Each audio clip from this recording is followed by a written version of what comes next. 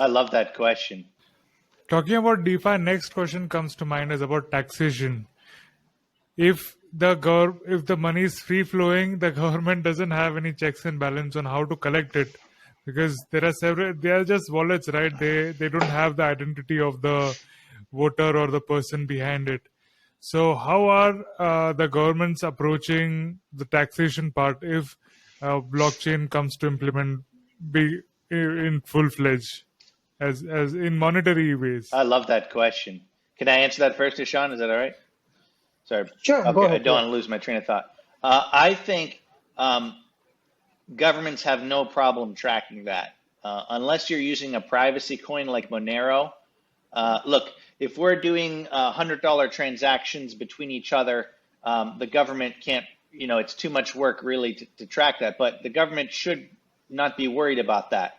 If I am trying to evade taxes of like $10 million or more, there's no way I can hide that. I eventually have to move it into fiat. Like these hackers that stole like billions of dollars from Bitfinex in 2016, they were caught trying to, buy 500, $200 gift cards every month, right? Like it becomes, transactions would be too obvious. There's really no way to hide it. Like if you're an ethical person, you just want some privacy, and there's really, the government should not be worried about you. If you're truly a money launderer, a criminal, if you're financing a terrorist organization, if you're evading tens of millions of dollars of taxes, blockchain's not going to help you. In fact, it's more transparent. Doing it on Bitcoin or Ethereum, they could see if you're using a mixer, which in the US now they pretty much banned, you can at least see you sent the money from your wallet to the mixer. Like the IRS, FBI has been studying blockchain since 2013. This isn't 2013. If this was 2013, 2014, you know, Ishan, at the beginning, sure, nobody understood blockchain. But now the governments understand blockchain, I assume, in your government as well. But like in the US, at least, in Canada, they understand blockchain. They know how this works. They know how, and they've been even sanctioning wallet addresses. The government has no problem tracking it. It's actually more transparent. Cash is the biggest problem. Cash is what's not transparent. In the US and India, most corruption, most criminal activities are still done with cash, right? So I guess they can target Monero or something, but aside from a few privacy cryptocurrencies, which are not that common, most transactions are done on Bitcoin, Ethereum, Binance, stable coins, right? The real blockchains with transactions of a certain value are so transparent, bad actors will easily be spotted. And it's not a concern. It's actually more transparency. So the only reason the government should be concerned if they're the ones committing the financial crimes, right? Because it's very transparent.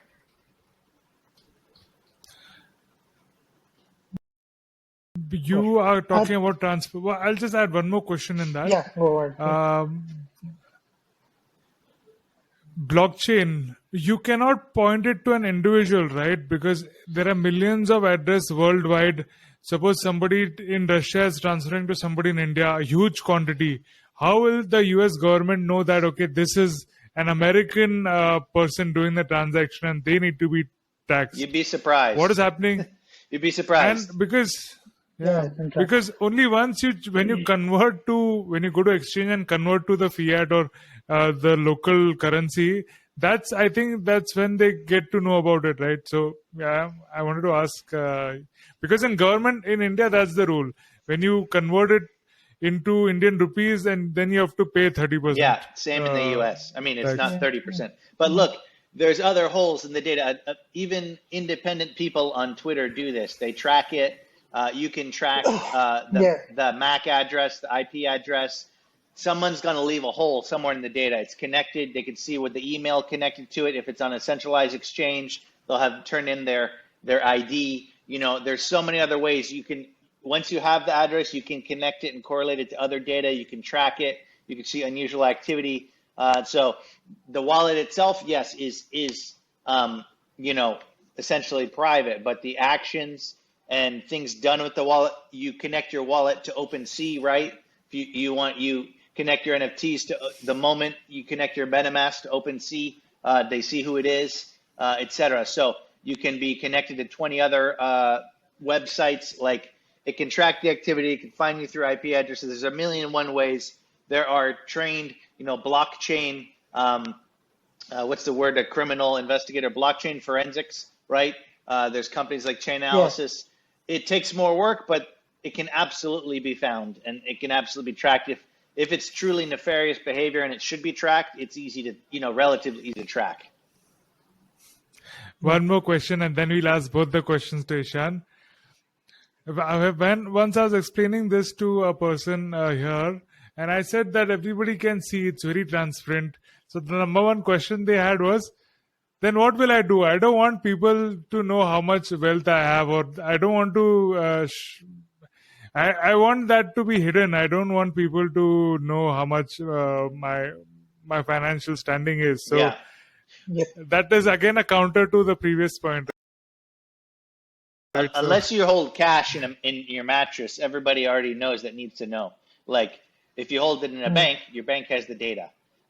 If obviously there is ways you can still protect your privacy.